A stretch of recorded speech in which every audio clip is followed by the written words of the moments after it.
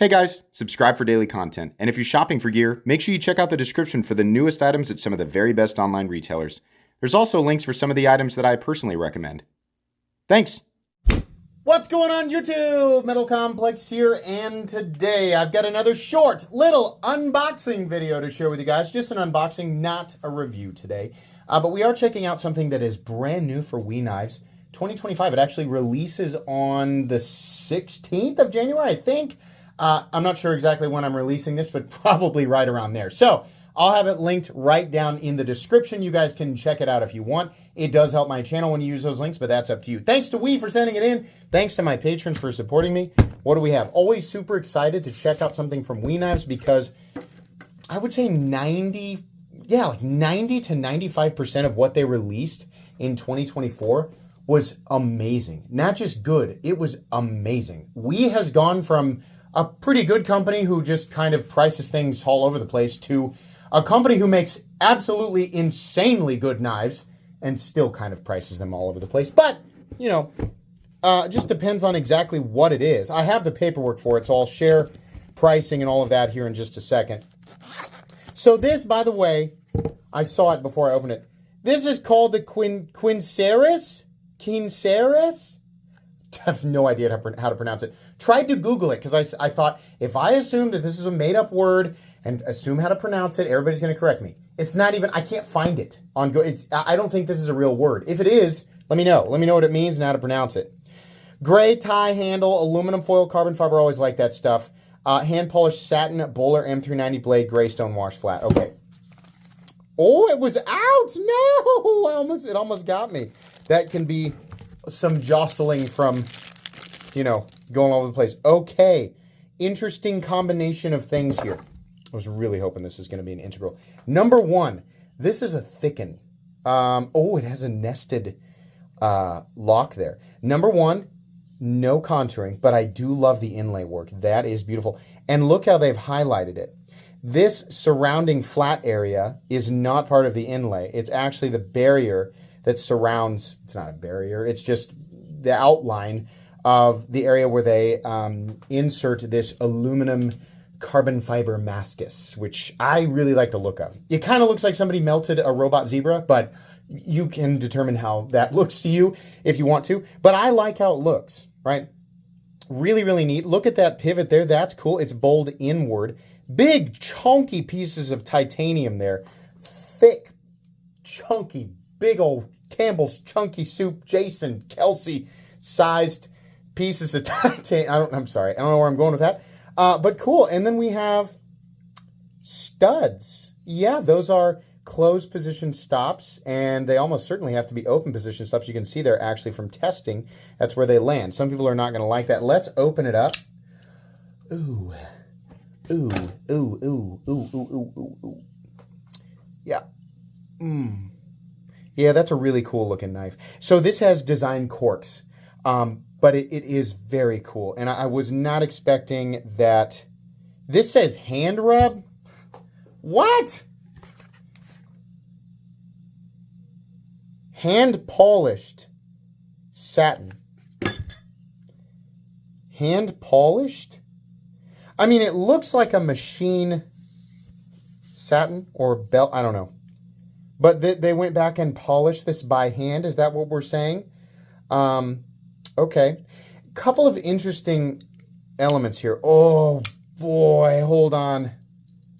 Oh, God. Really nice action. Really nice action. The thumb studs I thought would suck. I thought for sure those thumb studs are going to suck. They're not in the right place at all. They're way above the scallop, right? That's funny. Those actually feel really great. The nested lock, little ledgy, little bit. Plenty of room, though. We got a thick blade there. I do like that. I wonder. Hold on. Got a lot to say. There's good and bad here for sure. It's a really nice knife, right? Come on. Oh my gosh. Turbo mode now. Ah! Flashlights, man. Programmable flashlights drive me nuts. So anyways. Oh, it is. Yeah, I could have checked that with a magnet. That's a titanium lock bar.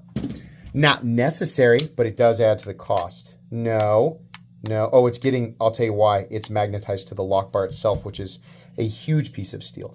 But those screws in there are in there because it's attaching a piece of steel to the titanium lock bar so that it can interact steel on steel with the blade. That's a nice fancy touch, right? That's shoe polish on shoes that came shiny, right? And we made them shinier. Like on you're already wearing the fancy shoes. They came nice. Somebody polished them. That's essentially the equivalent of that. I do like the blade, and the satin looks good, but I would have no idea that somebody did anything by hand as they have written there, because it looks like a simple satin finish. Now, you almost certainly will have multiple variations of this. The inlay work is very, very cool, and I love it. I would have died for this to be contoured, because these are pretty thick, blocky pieces of titanium. And while the edges are knocked down, they kind of save it a little bit with this chamfer here, and it comes down to what would otherwise be a hard 90-degree edge, right? It saves it a little bit. It's also nice and roomy, and I love the little notch up there. I love thumb notches. I think they look really cool. This is also a big boy. It's a big one. Where the F is my measuring tape? Why? Where do I put this stuff when I'm not? There it is. Okay. So I'm so glad you guys can't see the surrounding area. What a mess. Shirogorov length and blade to handle ratio here, which is part of the reason why it looks so nice. We have 8.75 inches with a blade length of 3.85. Exactly. Flagship Shirogorov measurements there. 3.75 inches of blade. Let's get a knife out that immediately, now that we have clarified those measurements, this immediately reminds me of in a very subtle way. And I didn't know what this looked like, so I didn't have this immediately prepared, but I think you guys will be able to see it. Here is the Shirogorov Quantum. Oh, yes. Oh, so similar, but in a good way, right? Not in a, oh my gosh, copy. Like, not that way, just a good way, right? I've always found this aesthetic to be very, very pleasing. We have the same handle length. We have the same blade length. We have the same sort of, I don't know, Persian trailing point. What do we want to call this, right? Whatever you want to call it. Very cool. But we have the benefit of, I'm going to be honest with you, the flipping action on both of them are good. I do like that there's a little thumb stud here, right? Even closed up, I wonder. More differences closed up. This guy's a little taller and definitely bulkier than the Shirogorov Quantum. It's also way less. The Quantum is an $1,100, $1,200 knife. I have no doubt that they're going to charge, or they're going to try to charge a lot of money for this. We have a bag spacer here. We got a weird pocket clip. It's okay. What I love the most about this, the inlay and the highlighted area of the inlay, right? Love the notch in the blade. The thumb studs are interesting. I don't love that this isn't housed.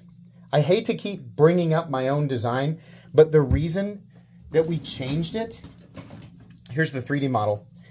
The thumb studs, sorry, my kids play with this. The thumb studs would hit the frame and it would be sloped like this. I didn't like that. I wanted it to be more like, instead of plugging my own knife, let's get out a knife that is a great example. I wanted it to be more like the hinderer. See these areas right here? Right? They're shaped to accommodate for the shape of the stud. I like this, and it feels a lot more secure. I worry that as the stud wears into the frame, since that's what's stopping it, that it might try to slide, which would definitely, well, not definitely, theoretically speed up the lock bars, like, because it's sandwiched between this and this. So if this were to slide backwards, this slides in to keep it pinched, right?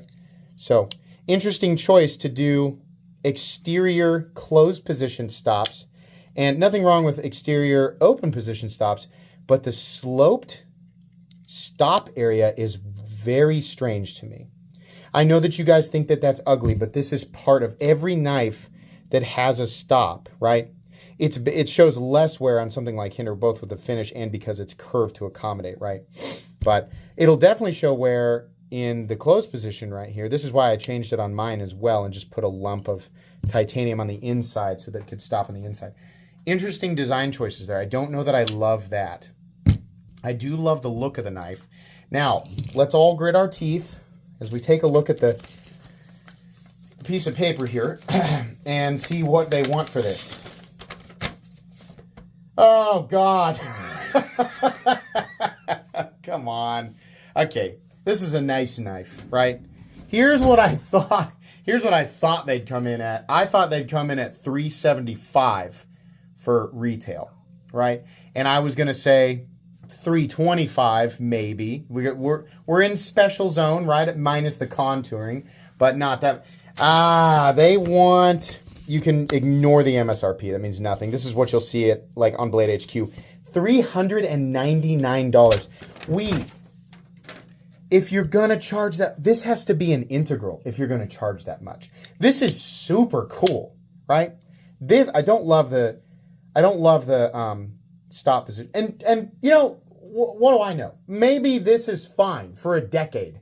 Maybe the amount of wear and the amount of slide right here, because I mean it really is like a slide. You can see where it started and now where it's settling, right? Maybe this is fine. I don't know. I don't love it though, right? It just doesn't, it makes my spidey senses tingle. That sounded weird. I apologize for that. But it, you know, it does. I bet it tingles your spidey senses. That made it way worse, didn't it? Okay. But I hate the price. I hate it. Come on. You guys released the WE Quinseris integral for less than this, right? Love the combination of things. This needs to be less expensive.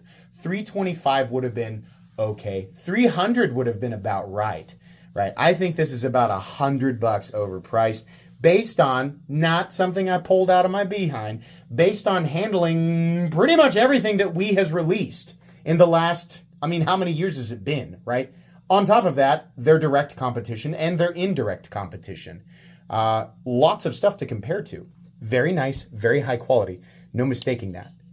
Love the way it operates. Kind of like the chunky feeling, a little blocky. Love the ratios. Love the similarities with the Shirogorov Quantum.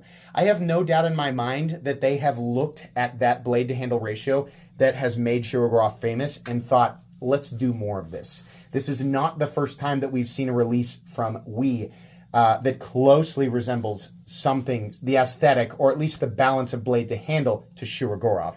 I have a feeling they are very much interested in that general zone. Not to say that Shirogorov owns it. I think they're just known for that ratio, you know? So, yeah. Wowzers, the price tag. Wow. Cool knife, though. Give me some time with it, and I'll return with a full-length comprehensive review. That's going to be... Oh, yeah, the steel's 20 CV. It's 59.61. That's what they're always doing. So, anyways, thanks so much to WE for sending this in. I'll link this in the description so you guys can check it out if you want to. Please make sure to follow me on Instagram at metal_complex. If you enjoyed this video, leave a like. If you'd like to check out my other content, I do, of course, have lots of videos of knives that are either expensive or inexpensive that I do or don't like, so check those out. And if you enjoy all my content, go ahead and click on that Metal Complex logo right there and subscribe because there's definitely more coming. Thanks again for watching, everybody, and have a great day.